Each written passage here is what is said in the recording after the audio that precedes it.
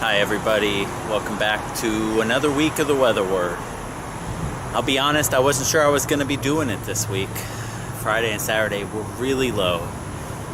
Those times where you can't see any progress, anything happening. Your dreams are so far away. But God reminded me this weekend what hope is.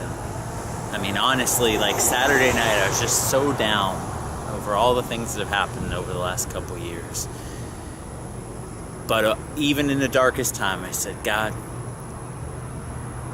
I trust you, whatever comes. Even when there's no evidence to say, this is why I'm hoping, but that's the whole point of faith. We'll talk about that in a minute. Hoping to kind of change this up, maybe do these in a little quicker format. So let's jump straight into the weather. Not a lot going on in the country right now. High pressure over the east. The first new system coming in from the west. And by tonight, it's making progress, but mainly highs in the east. You also notice maybe there's a cold front over the northeast U.S. And it kind of develops as one of these things we call backdoor cold fronts, where it's really connected to a low way out in the ocean, way far away, but it's kind of the winds around the high pressure are kind of pushing that cold front down. Now there was talk last week, so much excitement that maybe that's going to push all the way down and be this big system. They're tough to predict. And if you go to tomorrow, it makes some progress south, but the rest of the week you'll see it's really not going to make it. Places like Florida, Georgia, the Gulf Coast, I don't think we're going to see this one. We'll see over the long run how things change, but it's not looking nearly as potent as last week, and so it looks like it's going to be a pretty stable week over the east. Now over the plains, you can see, well, not the plains yet, but there's a low in the northwest we've been talking about, and it's pushing down to the southeast, front coming in from the west. There is a dry line over the plains. Get those occasionally when there's southerly warm flow way out ahead of that low and way behind that high pressure. And so there'll maybe be some storms in the plains tomorrow. They don't look too organized. There's not a lot of shears and not a lot of the motion of the storms really won't help them last, it doesn't look like. And so as you look towards Wednesday, now it kind of all comes together in the plains. The lows and the fronts have all kind of met up with the dry line. Still not looking like anything too crazy. It'll be maybe a few thunderstorms for areas, and that front will continue to push southeast a little while, but like we talked about last week, it's going to run out of steam, and really things are getting a lot quieter in the eastern U.S. You see that front kind of washing out, fading away, and as we go to Thursday, you can see the front, it's mainly out over the Atlantic at this point. It's really not affecting the eastern U.S. anymore. Still cool in the northeast from it. Nothing too strong, but places like Tennessee, Florida, Louisiana, not seeing much from it. The next front's still making progress, but this is kind of the last day, it looks like, of its progress, and it'll start to fade away this weekend. Another low in the northwest, but it doesn't look like much. Really not a lot going on this week. Likewise, there was talk of the tropics last week. It's amazing how the media will make a big deal out of every system and try to kind of, even the best meteorologists now, you got to sell it as, well, is this going to affect us? And the answer is always no, and so it's kind of like, it's asking a leading question, it's planting ideas in your mind. Doesn't look like anything much is going to affect the eastern U.S. Sam, with a big hurricane, it's just going off out to sea. We'll see if it affects like Bermuda or Canada, but it'd be way down the road and wouldn't be too strong. Staying away from Puerto Rico, staying away from Florida. A couple more systems way down the line, and we'll see how the fronts do next week. Maybe the backdoor cold front, the next version, will make it down here, or maybe these fronts coming from the west will make it in here eventually. I mean, it is almost October now, so it wouldn't be a shock, but they're nuanced situations. So I really can't say, hey, way down the road, this is going to happen right now. It's going to be pretty similar to how it is. Nothing looking significant, alarming right now. And we just got to make the best of every day. It's not bad weather. It's pretty reasonable. Pretty dry here in Florida. Storm-wise, could be worse. Every day is a blessing. So yesterday One of the things that really helped turn things around was going to a different church. And I'll be honest, I haven't been in church too much in the last few months, and even over the last year and a half. It's kind of, I'll go places, but there just wasn't life there. And that adds to the struggles. The pastor yesterday said, look, if you're alone, that's where you get attacked. That's where all the demons, all the voices just want to tell you how bad you are, how wrong you are. And man, I know that. I was like, I get that. You feel like you're not doing the right things, you're not following God, but I also knew that it's better to be in the right place than the wrong place, and you got to listen to God, and sometimes that'll lead to dry seasons, we talked about last week. So the message I'm going to bring is going to be a quick, hopefully kind of uplifting, or I know I get into these long descriptions of things, and I want to focus on here's the key, here's a verse or two and a main idea, and it kind of comes today from the church I was at yesterday. It's called Revelation Church, and up there by Altamont Springs, Forest City area. Pastor Joe Mano was the guy's name, but he spoke some things about faith that I had just Sunday morning before I went to church. I had been I'd opened to Hebrews 11, going over the faith of different people, and God had already been pushing on me, like, what is faith? And Saturday night, like I said, God, one of the things that I feel like God moves the most is when I say your will be done. Some of the most amazing miracles he's done is when I said, God, I don't think this. Some of the times it's I don't see how this is possible. Some of the times it's I'm not sure this is a good idea, or I don't think you should do this.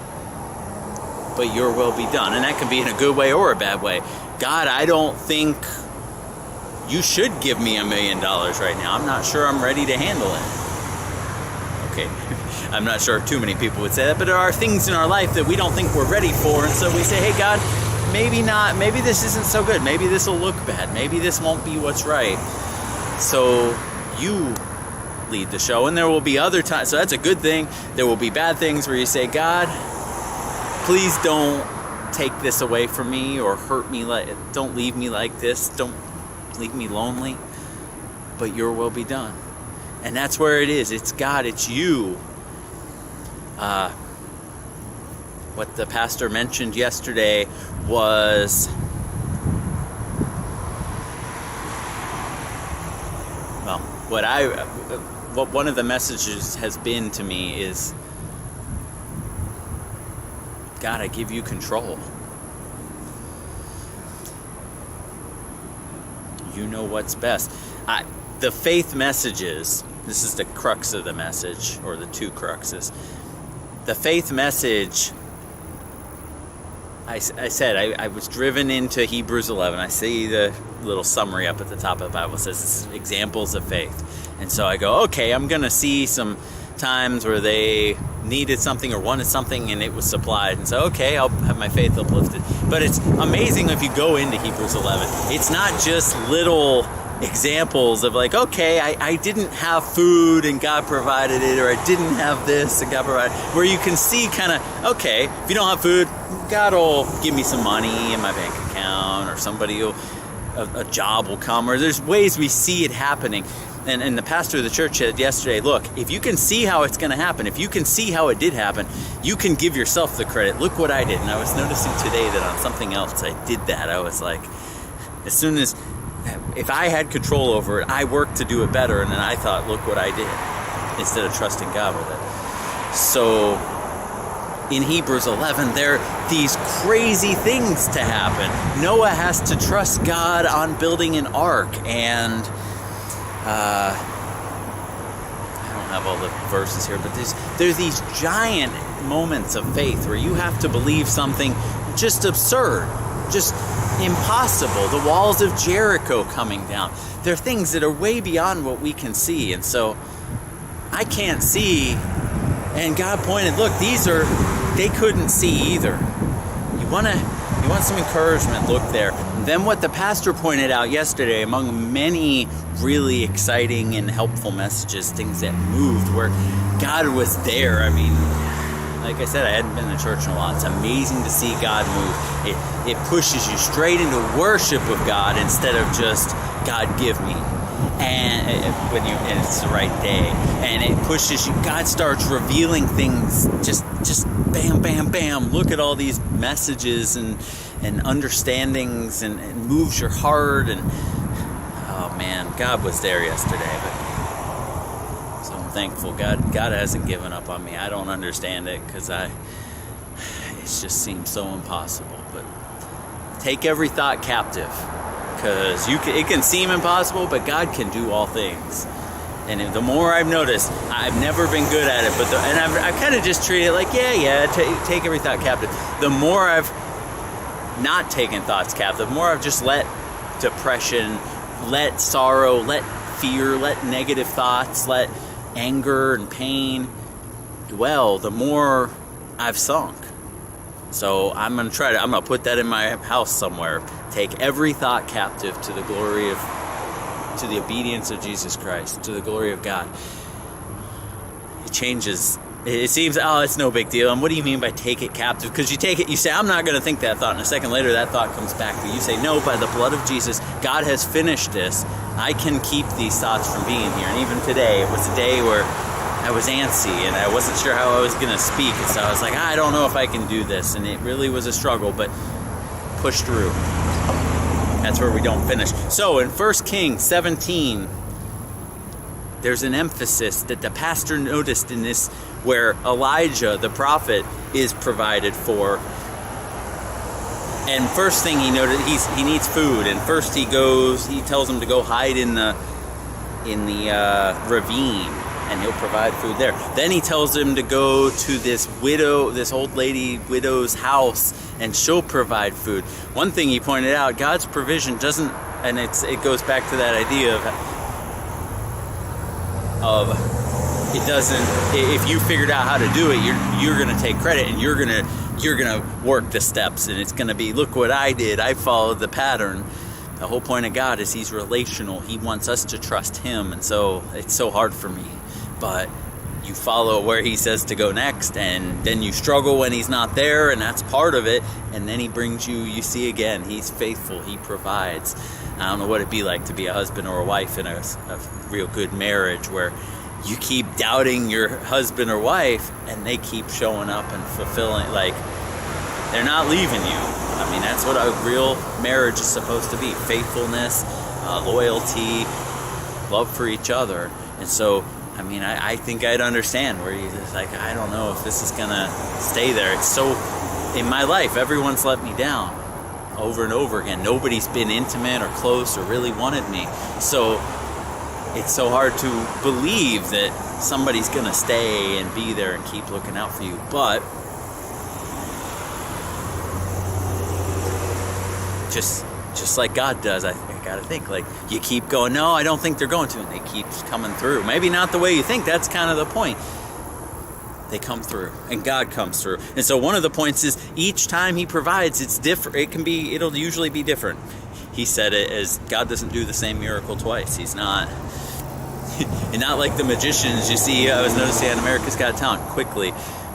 The magicians on there, I found out they've been on these other shows, and they did the same tricks.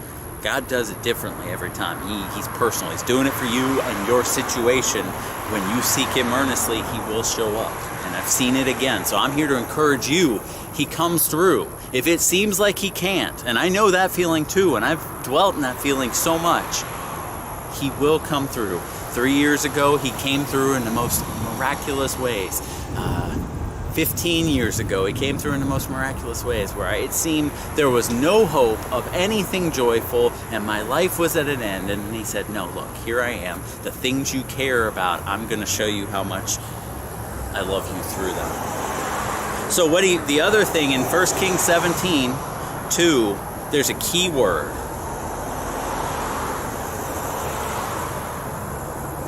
It says, then the word of the Lord came to Elijah, leave here, turn eastward, and hide in the Kerith ravine east of the Jordan. You will drink from the brook. Here's the thing he emphasized, and it really hit me. And I have directed the ravens to supply you with food there. And the key word there is I have. God's already done it. God's already made provision for your future. And I know that in those past times where God came through. It seemed like the world was so dark 4, 5, 6 years ago, and you come to find out God was moving things to that point that they were in existence. It just wasn't time yet, or it hadn't completed yet. And so in all that depression, all that doubtful time, God was moving. So there's a confidence in there that He already has done it. And so I encourage you, number one, if you haven't seen God act, I promise you He does. Yeah, I know. You have to. Again and again. I start to struggle. I try not to. Every time I say I'm not going to struggle, not going to doubt, and every time I hold on a little tighter, a little longer, but somewhere along the way I just can't hold anymore. Like, God, are you sure you're coming through? I mean, this is the toughest time yet. He doesn't. It's not the same. It's not a pattern. It's not just going to be the same issue, the same struggle every time. He's going to push you further, deeper to where you don't think you can make it. And that's when He comes through. And that's what I'm here to tell you. Look, I know the doubt. I know the confusion. But I know, I have seen, I have tasted that Jesus Christ, that the God of heaven and earth, Elijah, He provides. Not Elijah. Elohim is the word I was thinking of. Jehovah Rapha, Jehovah Nisi, Jehovah. He comes through.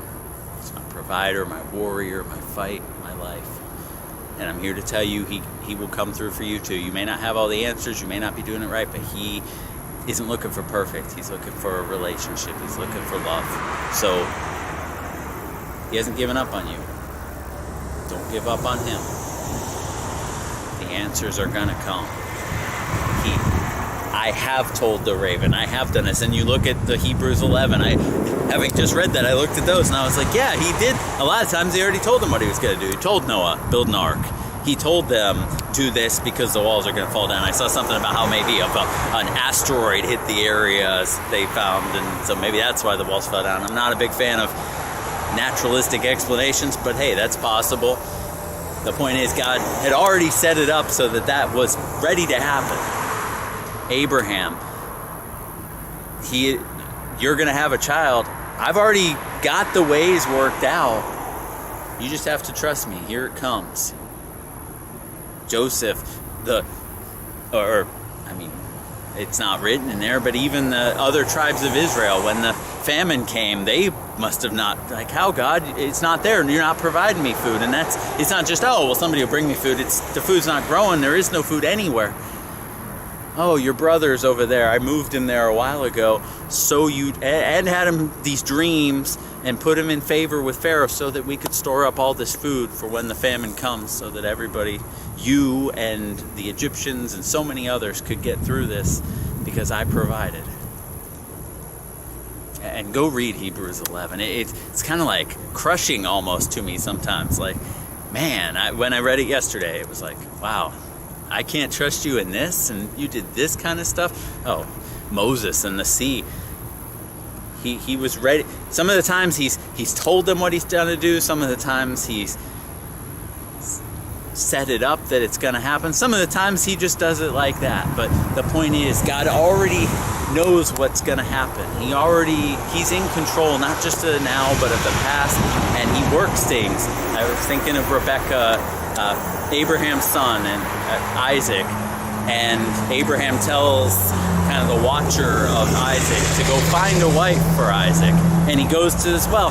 Well, Rebecca was already there just because she already was. It was already done. He just had to follow through, do what God told him to do, check things the way He told him to do, and believe when it happened. God had already made it happen. So I'm telling you, God has provided. You don't see it yet, but I've seen it. And you'll see it again if you will trust, if you will believe. That's the whole point. Belief is not just, oh, I hope it'll happen. Most of the time, it's God will tell you have to do something. And look at those Hebrew examples again. Blow a trumpet. Put your stake. Moses parted the sea with the staff, I think.